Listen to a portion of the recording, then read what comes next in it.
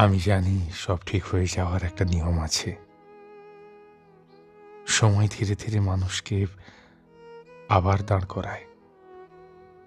হাসি ফিরে আসে অভ্যেসের মতো। দিনগুলো নিজের গতিতেই চলতে থাকে।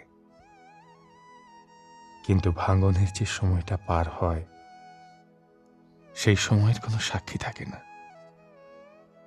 চোখ ভিজে ওঠার কারণ কেউ জিজ্ঞেস করে না। আর বুকের ভিতরের চাপ নিজেকেই বইতে হয়। কিছু কষ্ট কমে যায় সহ্য করার ভেতর দিয়ে।